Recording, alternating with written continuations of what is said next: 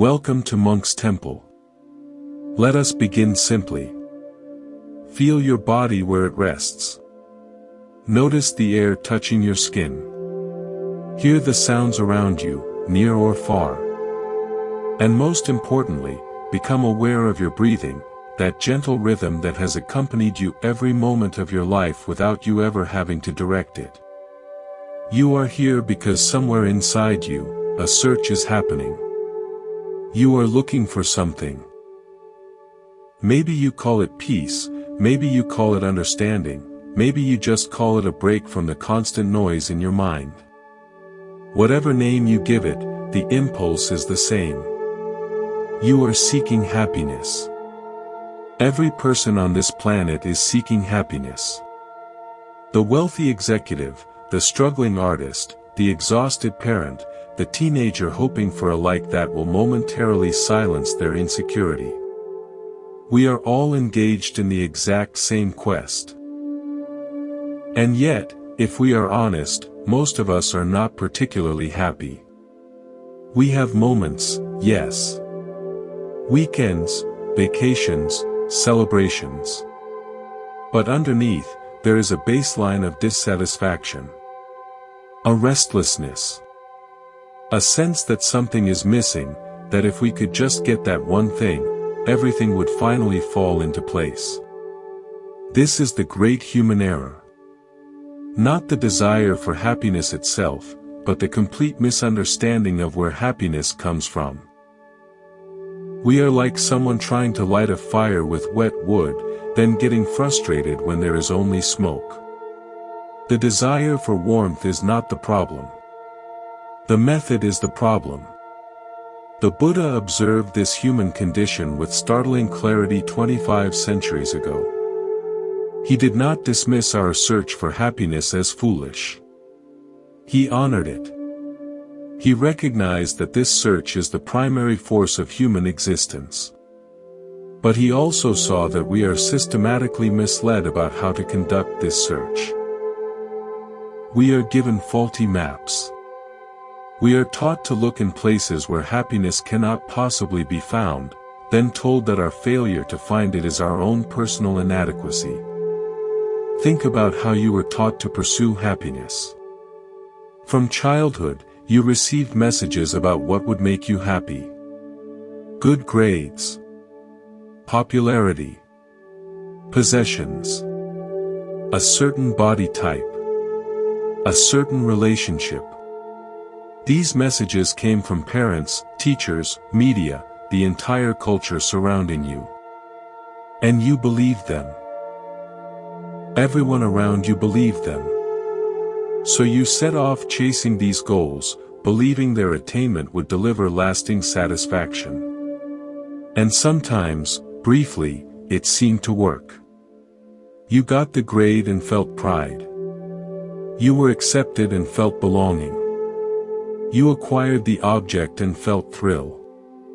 But then something curious happened. The feeling faded.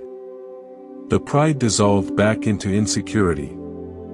The warmth cooled into the same old loneliness. So you set off after the next goal, hoping this time would be different. This time the satisfaction would last. This time you would finally feel complete. This cycle is what the Buddha identified as the fundamental dynamic of suffering. Not that the things themselves are bad. Not that pleasure is wrong.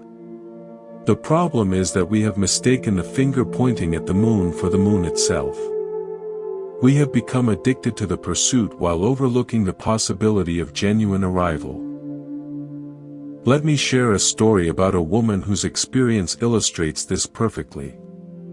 Her name was Elena, a graphic designer in a city that never slept. From the outside, her life looked exactly like what is supposed to make you happy. Corner office. Stylish apartment. Friends and parties and gallery openings. But Elena carried something she never showed anyone. A persistent hum of anxiety, like a refrigerator motor running constantly in the basement of her mind. She was always waiting for something to go wrong. And she was convinced the solution was the next achievement. For Elena, that next achievement was a promotion to creative director. For 6 months, this promotion became the organizing principle of her existence. She worked 80-hour weeks. She visualized herself in the new office with the new title, finally able to relax, finally enough. The day of the announcement arrived. Her boss called her in. He smiled. Then he told her the promotion was going to Marcus. Marcus had more experience in the area the company was moving into. But they were giving her a raise. Elena smiled. She said she understood. She went home, got into bed with her clothes on, and stared at the ceiling. What she felt was not just disappointment. It was devastation. For 6 months, she had been living in a beautiful imaginary world, a world where she was finally happy. Now she had been evicted. The raise meant nothing. For a week, she drifted. Then one Saturday, she found herself in a park watching an elderly Asian man practice Tai Chi. He moved with a slowness that seemed impossible, a grace that had no destination. She watched for an hour. When he finished, he sat beside her. Without planning to, she told him everything. The promotion, the visualization, the collapse. He listened quietly.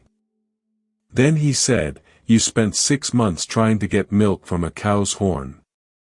The cow has milk. It is standing right there. But you were squeezing the wrong place.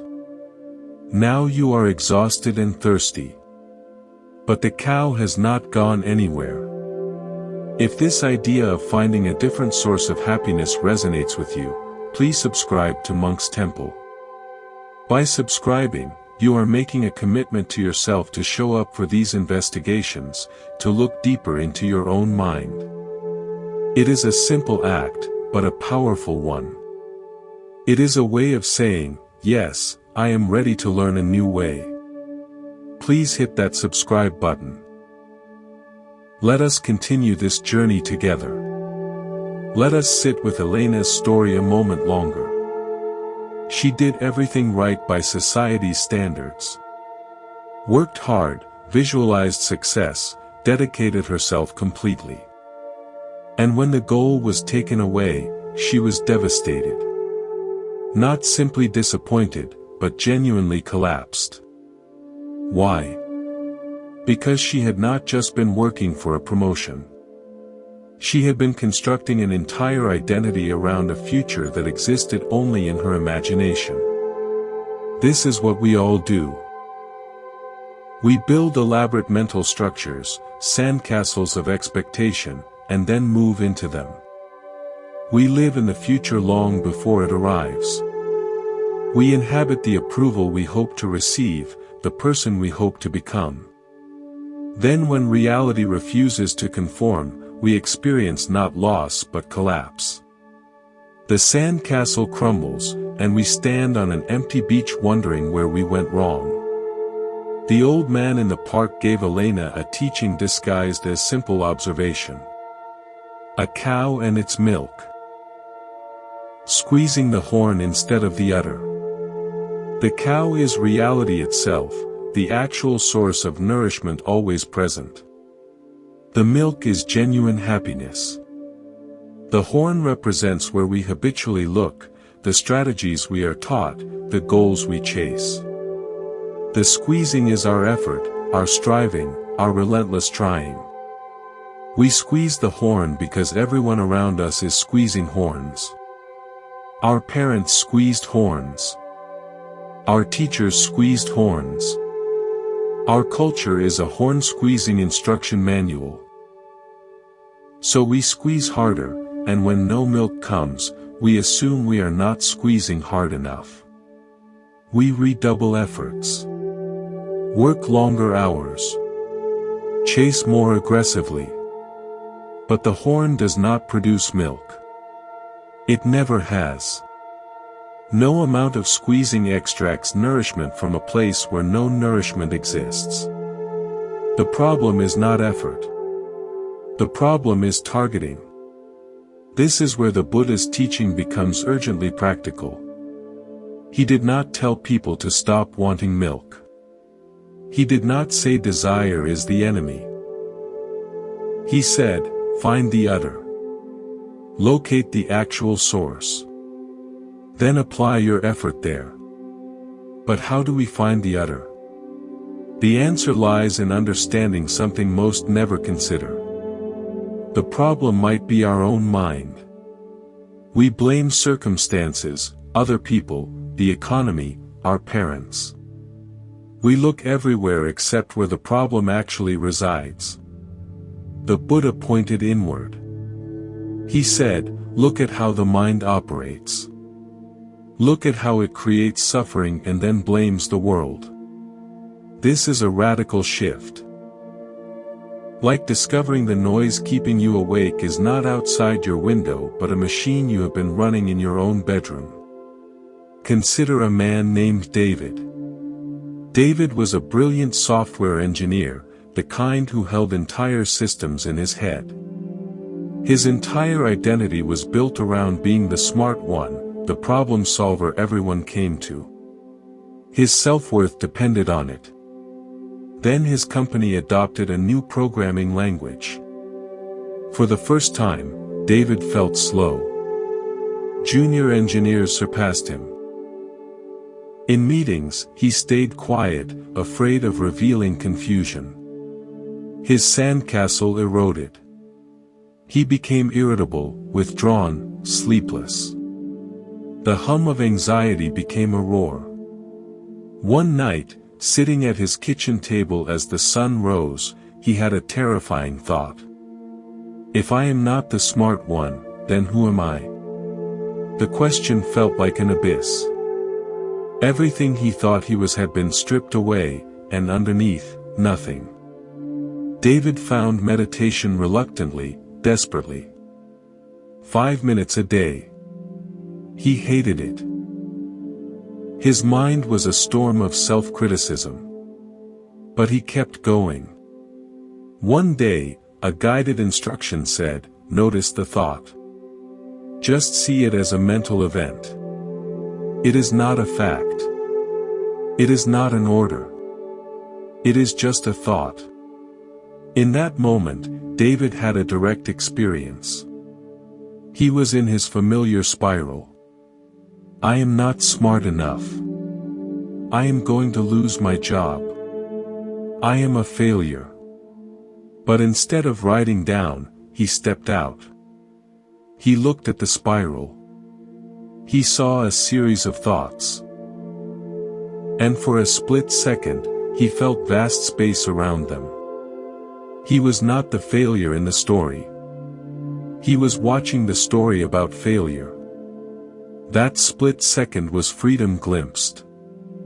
First time he saw the sky, not just the clouds. He began understanding what the old man meant. He had been squeezing the horn of identity, trying to extract self-worth from being smartest in the room. But that was never where genuine self-worth could be found. The other was elsewhere. In awareness itself. The vast space that simply watches, knows, is not threatened by any thought or failure. David practiced seeing thoughts as visitors, not himself. Anxious thoughts still came, but no longer took over. They arrived, he noticed them, they passed. The storm continued, but he was no longer in it. He watched from safety. The spiral still appeared, but he no longer lived inside it. This is the beginning of finding the other. Not stopping thoughts or eliminating emotions. Shifting your residence. Moving from living inside your thoughts to living as the awareness that observes them. Thoughts keep coming. Emotions keep arising. But you are no longer hostage. You are witness. You are the sky, not the clouds passing through. The Buddha described this as the path of cultivation. Not suppressing what arises, but developing the capacity to see clearly. When you see clearly, you stop squeezing the horn automatically. You begin to notice where genuine nourishment might actually be found. The search does not end. It simply changes direction. You are no longer looking outward for what can only be found inward. David continued his practice. Months passed. The fear of inadequacy did not disappear entirely, but its power diminished. He could sit in meetings now, not knowing something, and simply not know. No story needed. No identity threatened. Just the reality of not knowing, which was perfectly okay. He had found a different source of worth, one that did not depend on being the smartest. He had stopped squeezing the horn. He was beginning to sense where the udder might be. We have been exploring how we all squeeze the horn, looking for happiness where it cannot be found. Elena squeezed achievement and found devastation. David squeezed identity and found panic. The pattern repeats. We attach to something, build ourselves around it, and suffer when it proves unreliable. Notice something important. Neither was wrong to want happiness. Elena was not wrong to want fulfillment. David was not wrong to want capability. The desire itself was not the problem. The problem was where they placed it. They placed it on things that could be taken away. Promotions can be denied. Competence can be surpassed. Anything that depends on conditions will eventually fail because conditions always change. The Buddha observed this with precision. He saw that everything in our experience falls into 5 categories he called aggregates. Physical form, feelings, perceptions, thoughts and intentions, and consciousness itself. These 5 constitute our entire experience of being alive. And every single one is impermanent. They arise, change, and pass away. Nothing in them can be held permanently. Yet we try. We take this body and call it me, then fight its aging. We take feelings and call them mine, then chase pleasure while running from pain. We take thoughts and build identities around them, then suffer when new thoughts contradict old ones. We build permanent houses from temporary materials. This is squeezing the horn. The horn represents all these impermanent things we mistake for lasting happiness. We squeeze them, hoping for what only the udder can provide. When they fail, we blame ourselves. We think we did not squeeze hard enough. The Buddha offered a different approach. Investigate this process. See clearly why you attach, what you hope to gain, what it costs. This investigation is not intellectual. It requires looking at your own mind in action. This is where meditation becomes essential. Meditation lets you see the mind's workings clearly. Like cleaning a muddy window so you can finally see outside. Without meditation, you guess about why you suffer. With meditation, you see the actual mechanisms. Consider Sarah. Sarah was an artist, incredibly talented, but she could never finish anything. Her studio filled with canvases 80% complete. Paintings never seen. Drawings abandoned just as they became good. When Sarah examined this pattern, she discovered something. At the point when a piece was nearly finished, a voice would arise. This is going to be really good. People will love it. Then immediately another voice. But what if they do not? What if they think it is terrible? Fear of judgment arose, and she stopped. Put down her brush and walked away. The voice was lying. It presented as protector, trying to save her from criticism. If you do not finish, you cannot fail. The logic seemed reasonable. But the cost was everything. Her creativity, expression, joy, all sacrificed to protect her from a possibility that might never happen. Sarah began meditating on this pattern. She sat with the urge to stop, watching like a scientist observing a specimen. She noticed when fear arose, what it felt like in her body. Tight chest. Slight nausea. She noticed the thoughts accompanying it, the stories about what people might say. And she noticed something else. If she just stayed present, breathing, watching, the fear eventually subsided on its own. It arose, peaked, and passed. It was not permanent. Just a visitor. This is crucial insight. The fear was not her. Not a command she must obey. Just a mental event, like a cloud passing through sky. She could watch without being controlled. She could let it be there while she kept painting. The next time Sarah reached 80%, the fear arose as usual. But this time, she recognized it. Hello again. I see you. She felt the tightness. Noticed the story forming. Then she did something different. She picked up her brush and kept painting. The fear still buzzed in the background, but it no longer had power to stop her. She finished the painting. Not the greatest painting ever made. That was not the point. She had seen through the lie. Sarah's story shows something essential. The goal is not eliminating fear. The goal is seeing it clearly enough that it no longer controls you. Fear still arises. Thoughts still come. But you have different relationship to them. You are the sky, not the cloud. The witness, not the story. This is what the Buddha meant by right effort. Not suppressing or fighting, but cultivating ability to see clearly. When you see clearly, you naturally let go of what is unskillful because you see it causes suffering. You naturally develop what is skillful because you see it leads to freedom. Effort is not about forcing.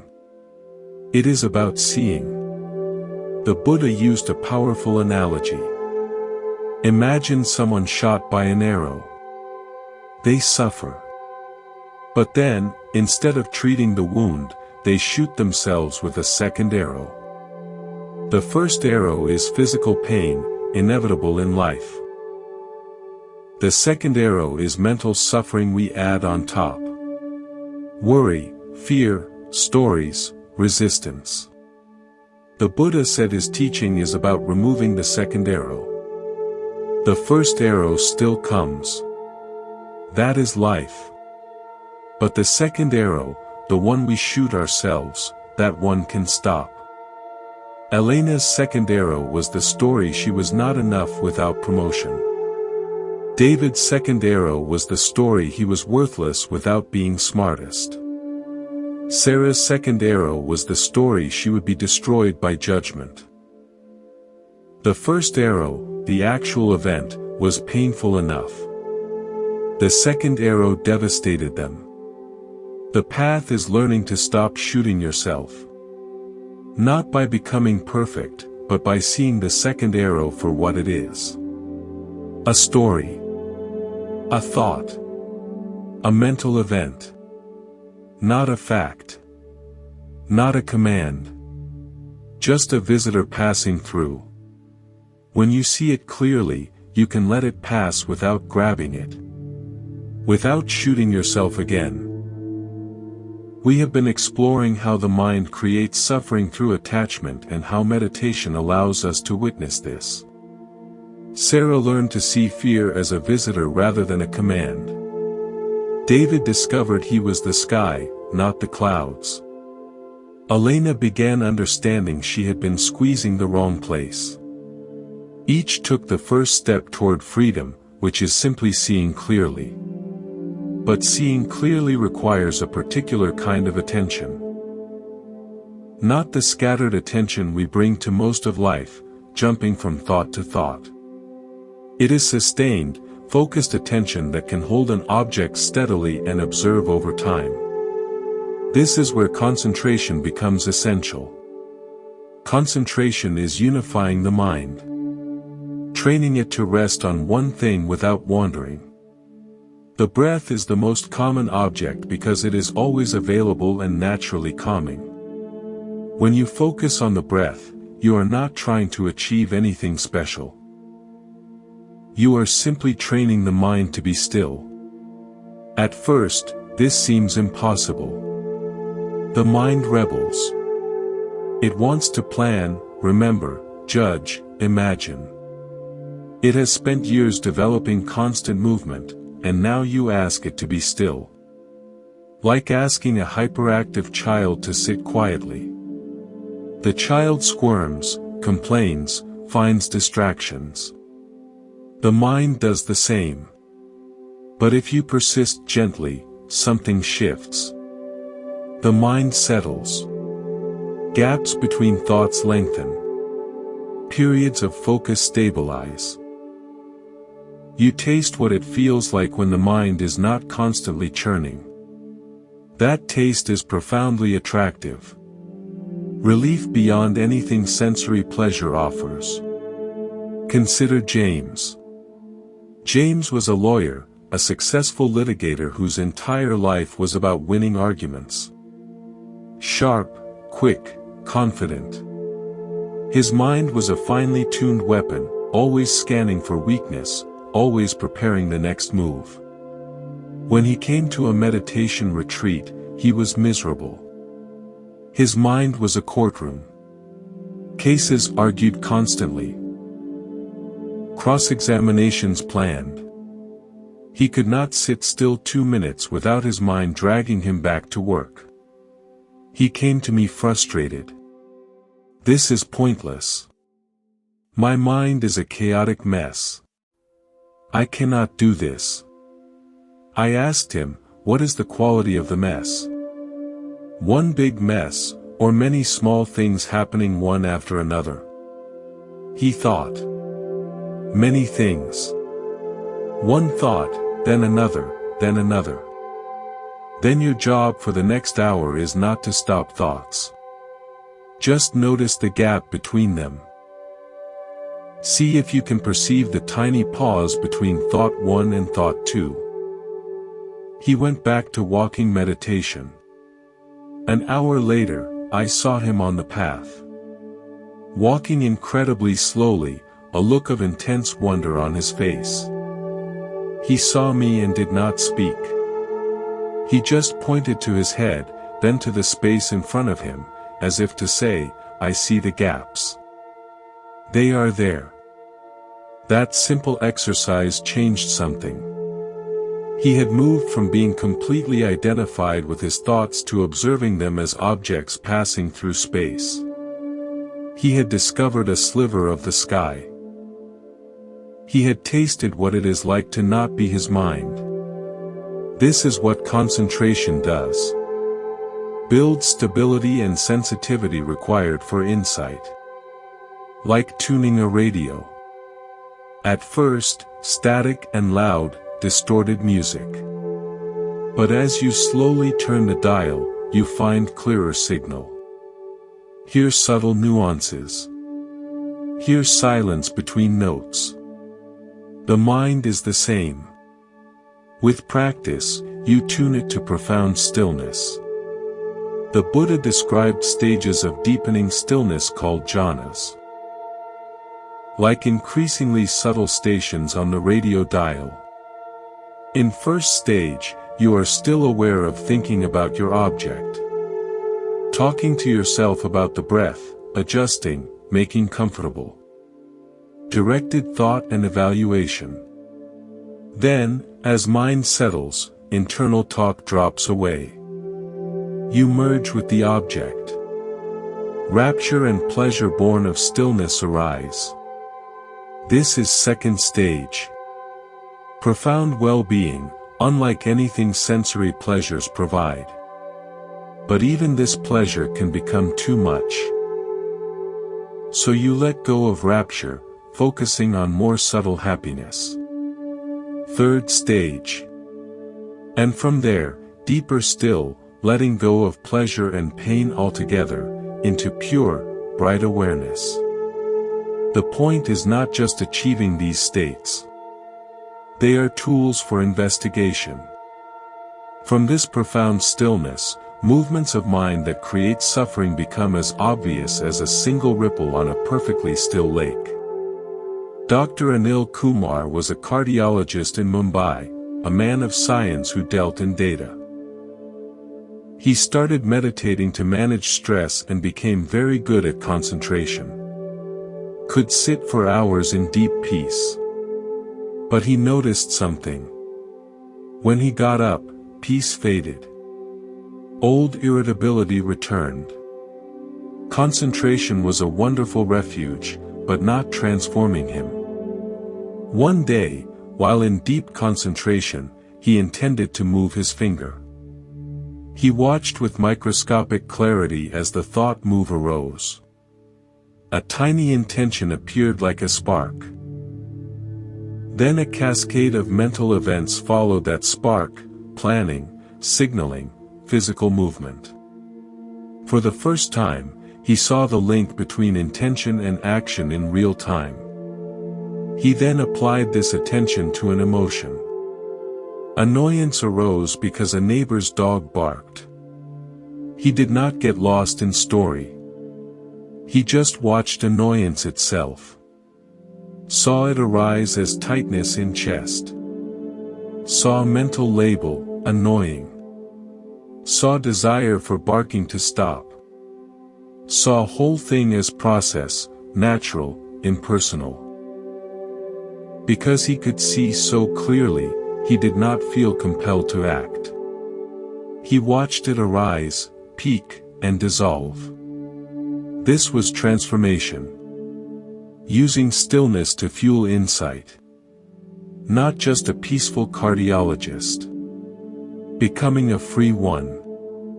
We have been exploring how concentration builds the stability needed to see clearly. James discovered gaps between thoughts. Dr. Anil Kumar witnessed intention arise and pass. Each was learning to see directly rather than through the fog of identification. This seeing is what the Buddha called discernment, the wisdom that finally liberates. Discernment is not accumulating information. Not believing right things or adopting correct views. It is seeing for yourself, directly, how suffering is created and how it ceases. You cannot borrow this understanding. You cannot read it and have it be yours. You must see with your own eyes, in your own mind, in your own experience. This is why the path requires both concentration and discernment. Concentration steadies the mind so you can see clearly. Discernment sees what is actually there. Together, they unwind the deep habits of clinging that have run on autopilot your entire life. Consider Marcus. Marcus was a financial advisor who helped wealthy clients manage money. Good at his job, respected by peers, comfortable by any standard. But Marcus carried a secret. He was terrified of losing everything. Every market dip triggered anxiety spirals. Every client mentioning leaving caused sleepless nights. He had plenty but lived in constant fear of having nothing. Marcus came to meditation not for spiritual reasons but because his doctor said his blood pressure was dangerously high. Stress was killing him. He started with 10 minutes daily watching his breath. At first, nothing but frustration. But he kept going. After months, something shifted. Sitting one evening, watching breath, a thought arose about a client who had recently left. Normally, this thought launched anxiety cascades. Stories about what it meant, fears about reputation, worries about future income. But this time, because his mind was slightly steadier, he did not get swept away. He watched the thought appear. Then he watched it disappear. In that moment, he saw something new. The thought was just a thought. It came, it went. The fear that usually followed was not automatic. There was a space, a gap, where he could choose whether to engage. He had always assumed fear was inevitable, natural response to threatening thought. But now he saw fear was something he added. The thought was first arrow.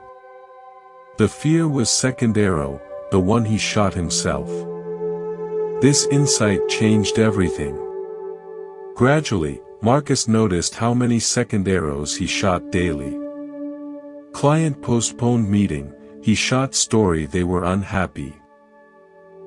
Market dropped 1%, he shot visions of ruin. Assistant made mistake, he shot anger and blame. First arrows were small, neutral events. Second arrows devastated him. With practice, Marcus learned to see second arrows arising. Learned to recognize stories before they fully formed. In that recognition, he gained power to not shoot. Fear would start rising, he would see it, simply breathe. Story would begin telling itself, he would notice, return to breath.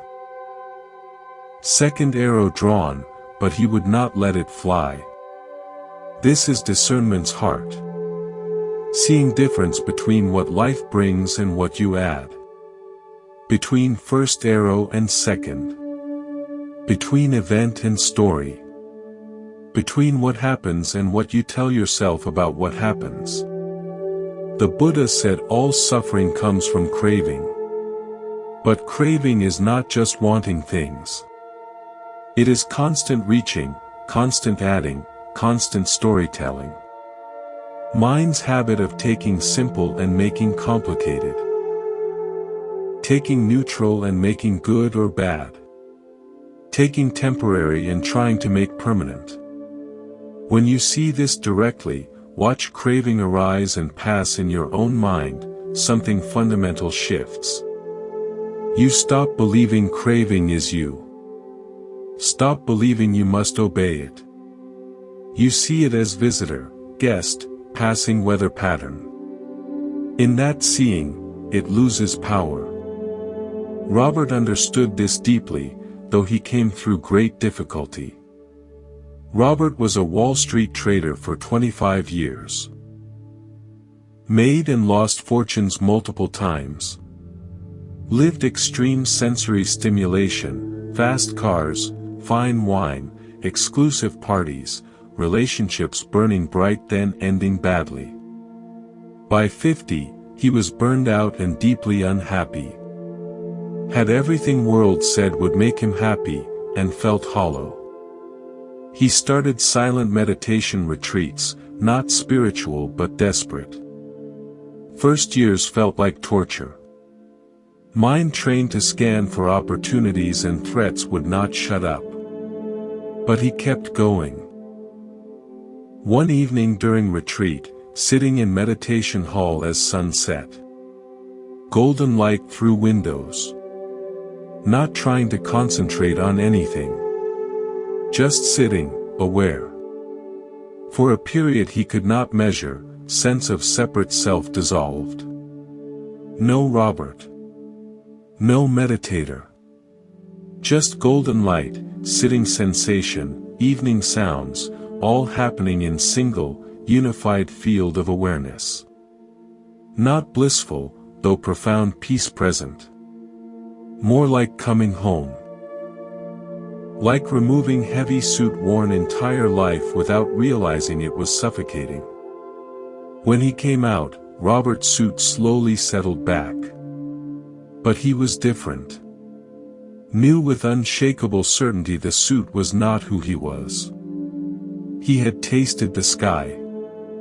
That taste changed everything. Craving for next thrill, next acquisition, lost its grip. He still enjoyed things, but no longer owned by them. We have been exploring how concentration builds the stability needed to see clearly. James discovered gaps between thoughts. Dr. Anil Kumar witnessed intention arise and pass. Each was learning to see directly rather than through the fog of identification. This seeing is what the Buddha called discernment, the wisdom that finally liberates. Discernment is not accumulating information. Not believing right things or adopting correct views. It is seeing for yourself, directly, how suffering is created and how it ceases. You cannot borrow this understanding. You cannot read it and have it be yours. You must see with your own eyes, in your own mind, in your own experience. This is why the path requires both concentration and discernment. Concentration steadies the mind so you can see clearly. Discernment sees what is actually there. Together, they unwind the deep habits of clinging that have run on autopilot your entire life. Consider Marcus. Marcus was a financial advisor who helped wealthy clients manage money. Good at his job, respected by peers, comfortable by any standard. But Marcus carried a secret. He was terrified of losing everything. Every market dip triggered anxiety spirals. Every client mentioning leaving caused sleepless nights. He had plenty but lived in constant fear of having nothing. Marcus came to meditation not for spiritual reasons but because his doctor said his blood pressure was dangerously high. Stress was killing him. He started with 10 minutes daily watching his breath. At first, nothing but frustration. But he kept going. After months, something shifted. Sitting one evening, watching breath, a thought arose about a client who had recently left. Normally, this thought launched anxiety cascades. Stories about what it meant, fears about reputation, worries about future income. But this time, because his mind was slightly steadier, he did not get swept away. He watched the thought appear. Then he watched it disappear. In that moment, he saw something new. The thought was just a thought. It came, it went. The fear that usually followed was not automatic.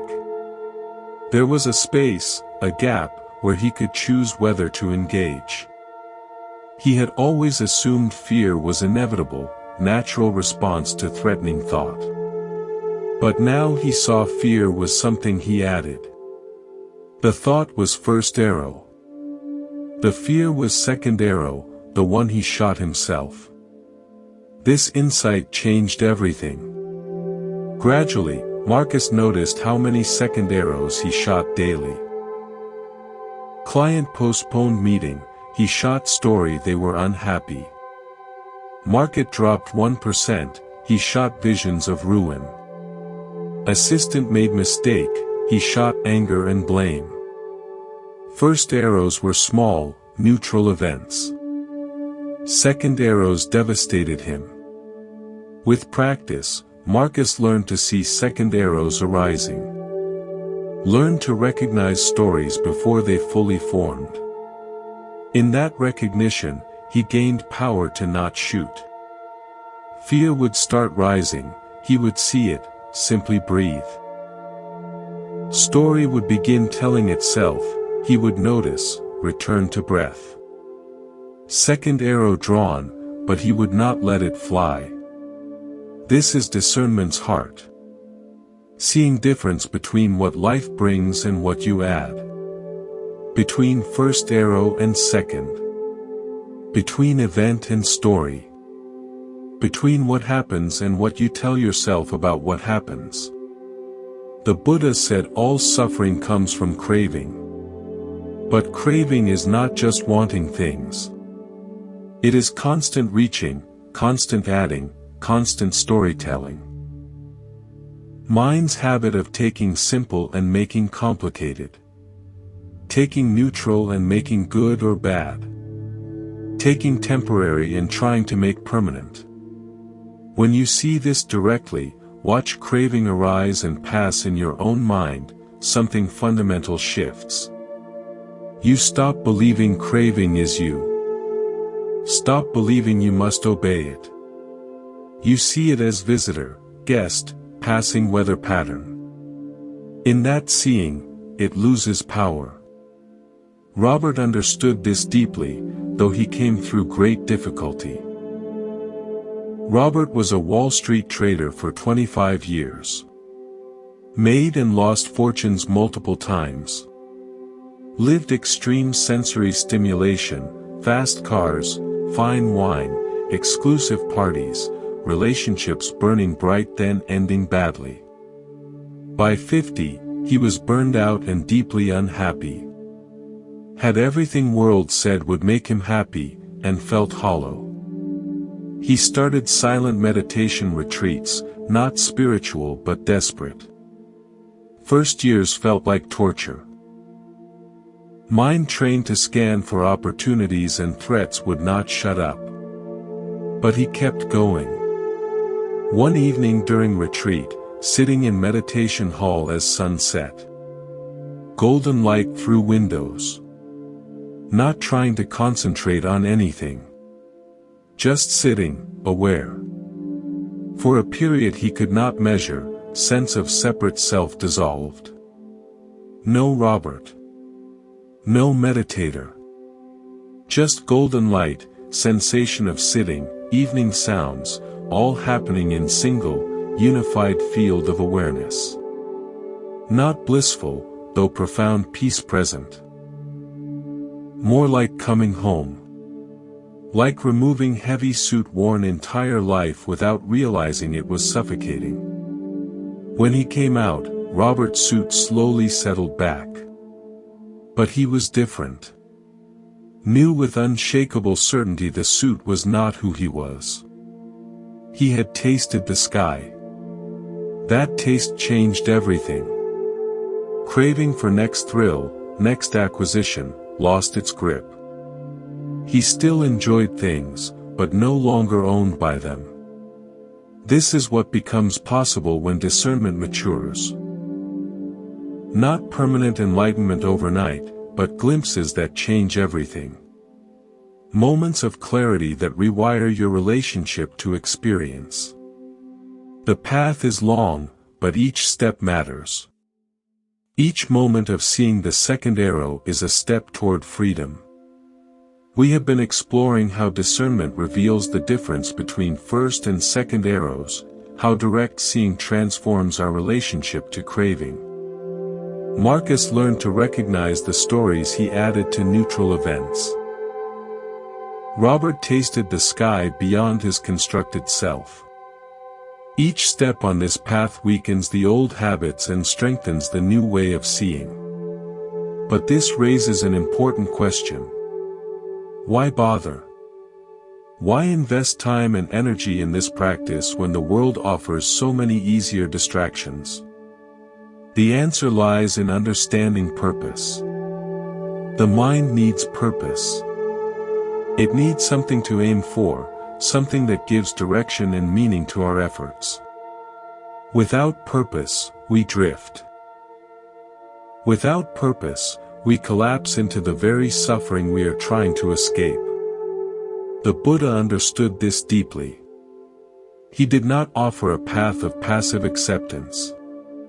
He offered a path with a clear and noble purpose. The purpose is freedom. The purpose is the end of suffering.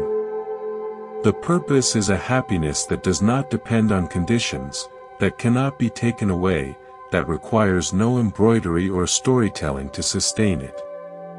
This is radically different from the purposes the world offers. The world says aim for wealth, and you will be happy.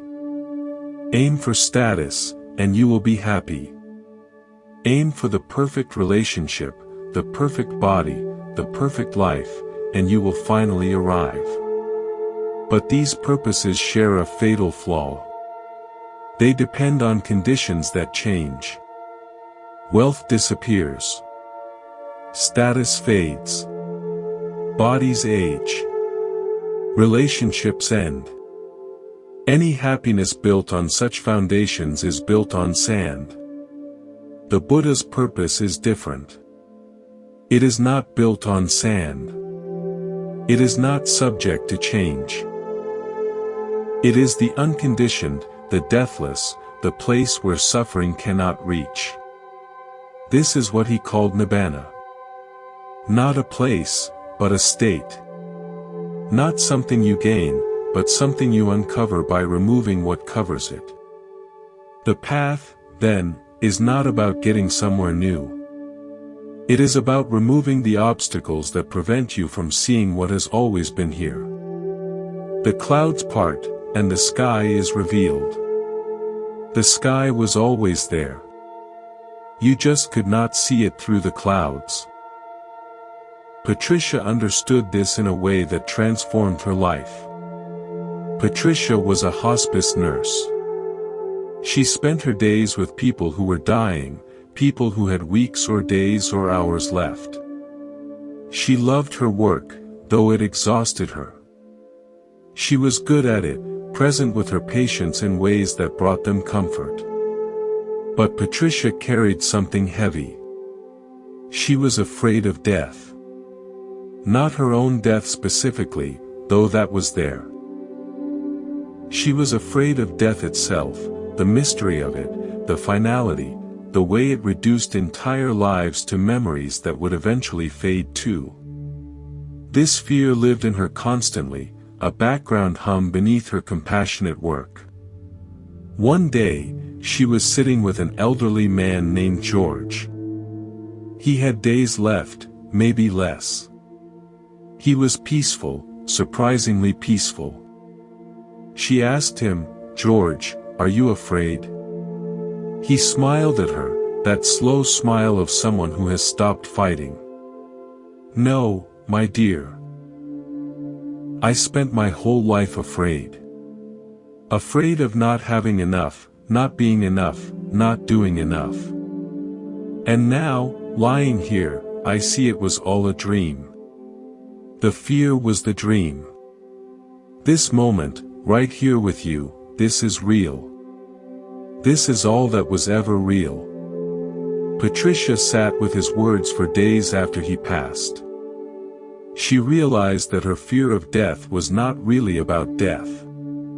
It was about life lived poorly, about the possibility of reaching the end and realizing she had never truly been present. George had not been afraid at the end because he had finally arrived in the present moment. The fear belonged to the dreaming mind, not to the one who was awake. She began to meditate with new intention.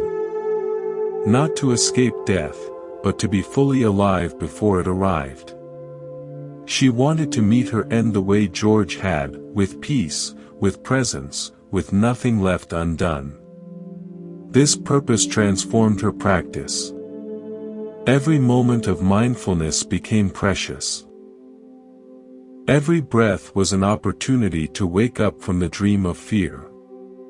This is what a noble purpose does. It energizes the path. It gives you reason to sit when sitting is hard, to look when looking is painful, to let go when letting go feels like losing. The purpose is not to become someone better. The purpose is to see through the someone you thought you were, to uncover what has always been there underneath. The Buddha spoke of this purpose in a famous exchange. Someone asked him, "What is virtue for?" "Virtue is for the sake of concentration." "What is concentration for?" "Concentration is for the sake of discernment." "What is discernment for?" "Discernment is for the sake of release." "What is release for?" "Release is for the sake of unbinding, total freedom." "And what is unbinding for?" The Buddha stopped there.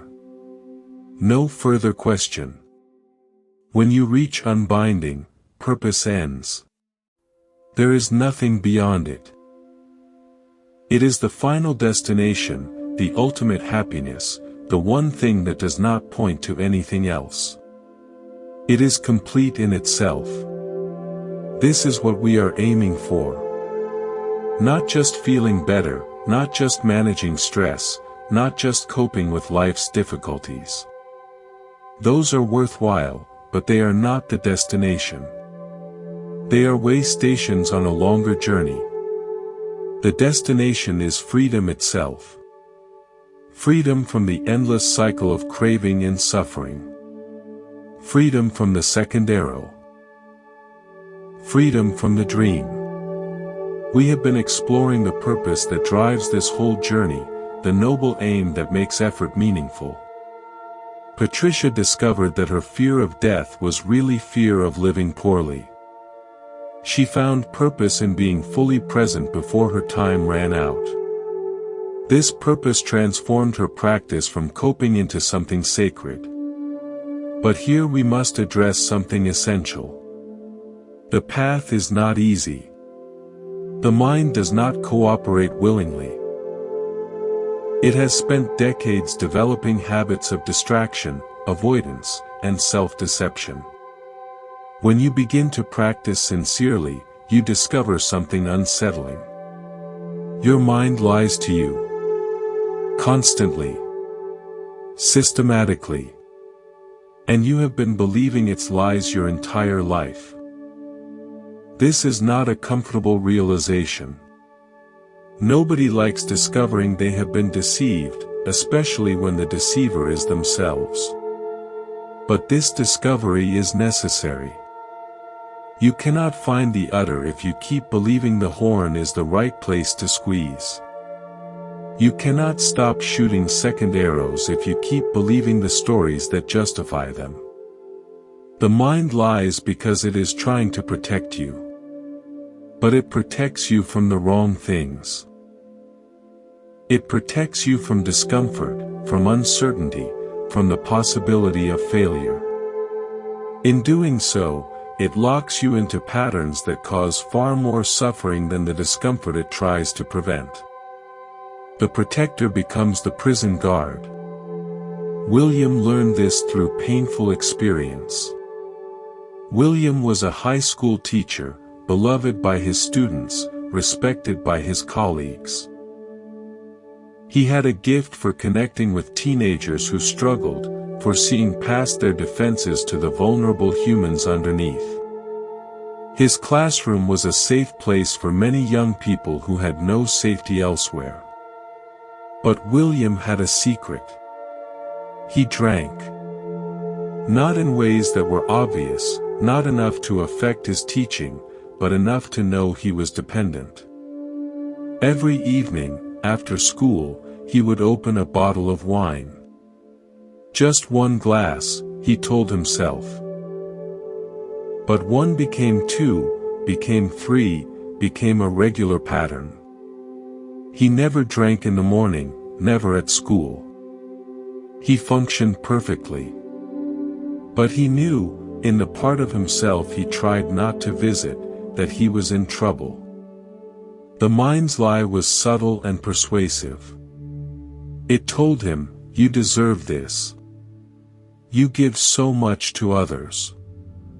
This is your reward for a difficult day." It told him, "You are not like those other drinkers. You have it under control." It told him, this helps you relax. Without it, the stress would overwhelm you. The lie wore the mask of self-care. When William tried to stop, the lie got louder. One night, he sat down after school determined not to open the bottle. The craving arose, and with it came thoughts. This is stupid. You are being extreme. One glass is fine. You are making a big deal out of nothing. The thoughts were convincing because they came from inside, from the voice he trusted as his own. But William had been practicing meditation for some months. Not much, just 15 minutes most days. Enough to have some stability, some ability to watch thoughts rather than automatically believe them. That night, when the thoughts came, he did something different. He watched them. He noticed how persuasive they were. He noticed the urgency behind them, the slight panic. And he noticed something else. They were just thoughts. They were not commands. They were not facts. They were visitors, and he could choose whether to welcome them. He did not open the bottle that night. Or the next night. Or the night after.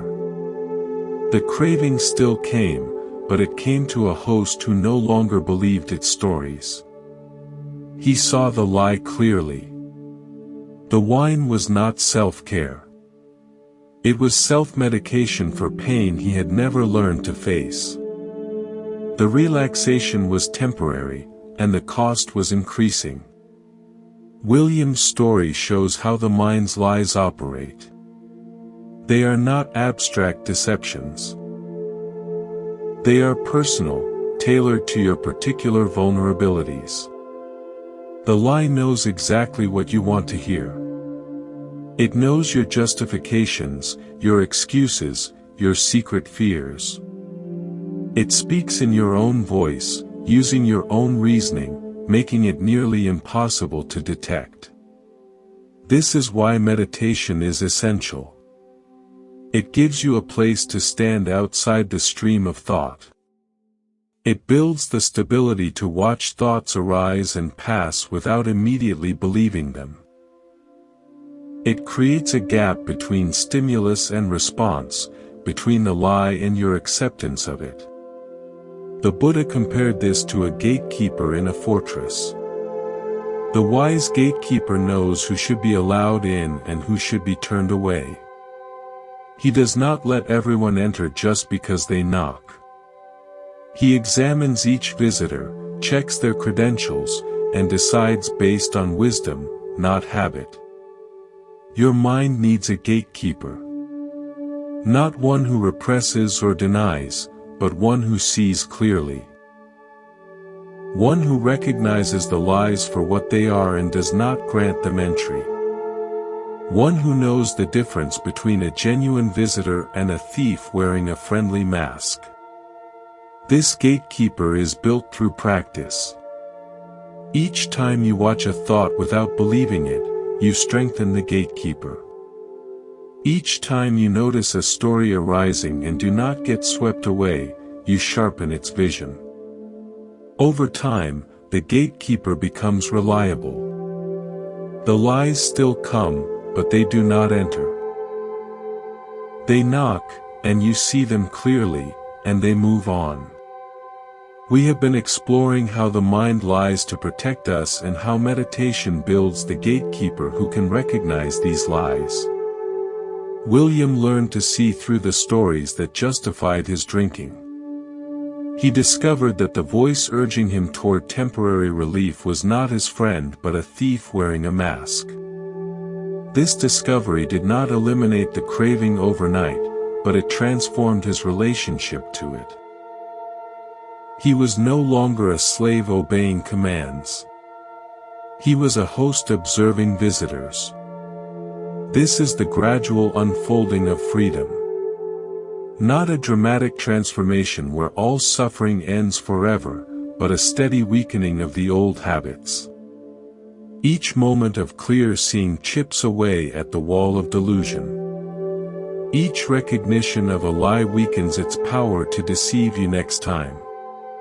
The path is not a switch you flip. It is a garden you tend. As this seeing matures, something remarkable happens. You begin to notice that the happiness you once chased so desperately was never going to satisfy. You see the emptiness behind the promises.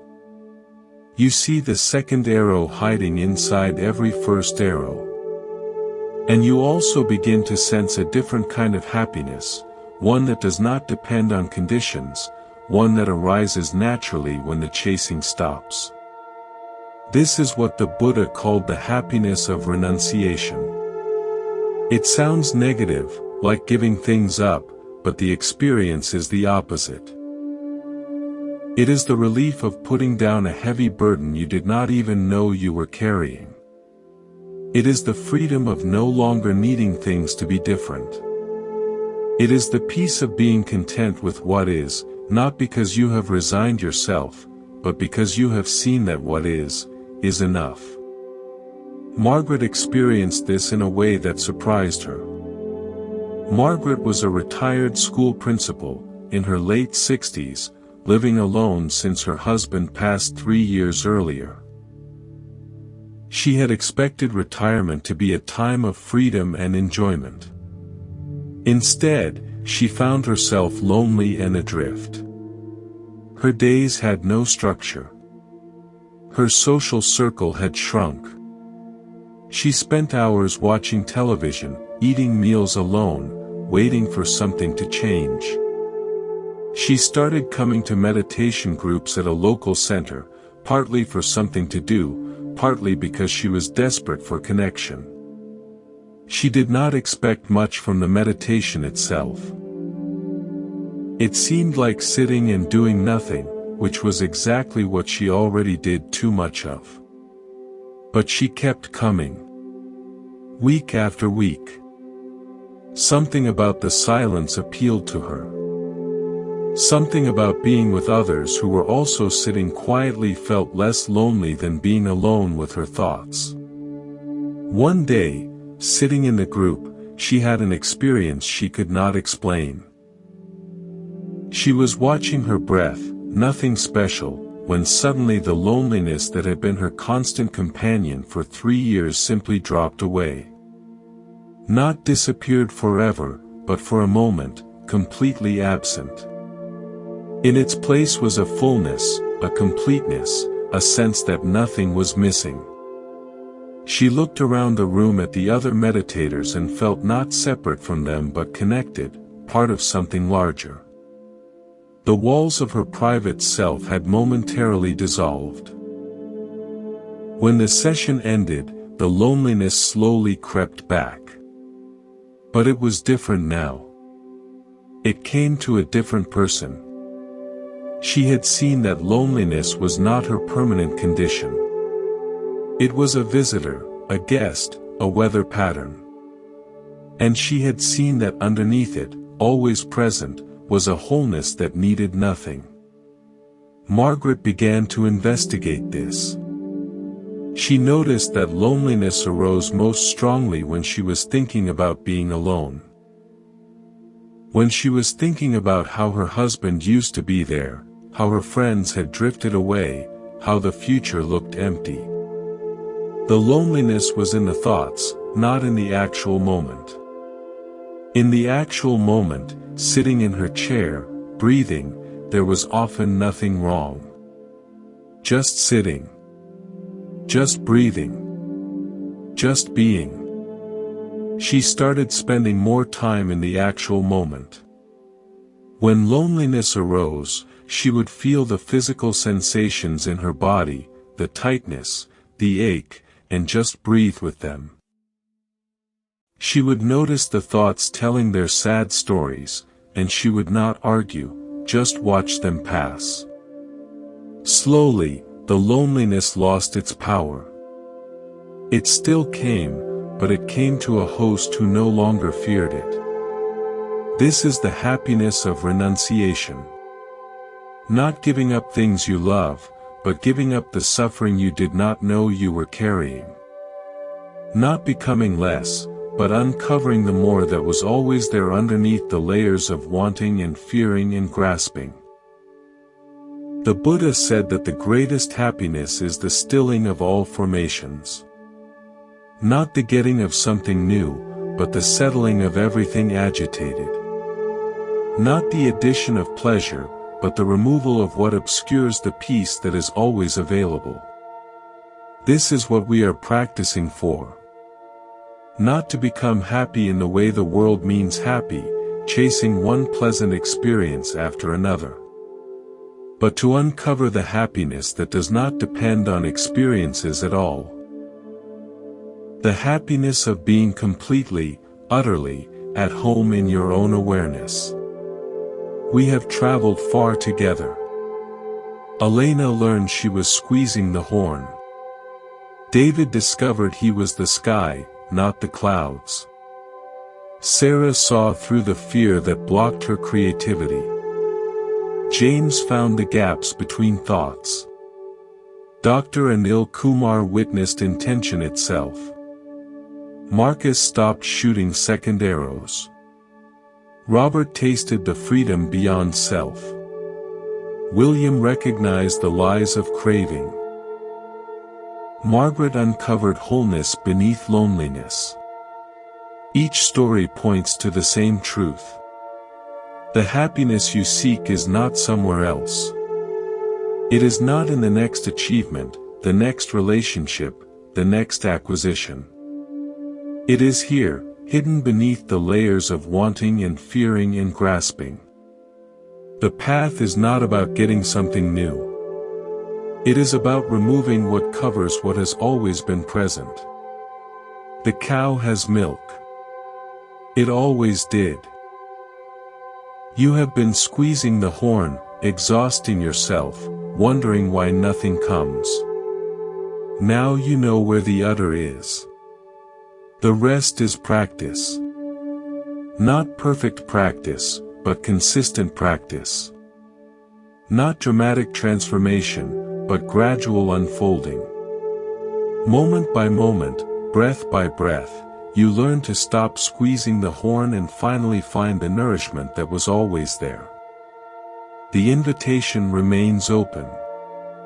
The path is beneath your feet. Every moment is an opportunity to see clearly, to let go, to come home. You have everything you need. The cow is standing right there. Thank you for practicing with me at Monk's Temple. May you be happy. May you be peaceful. May you be free.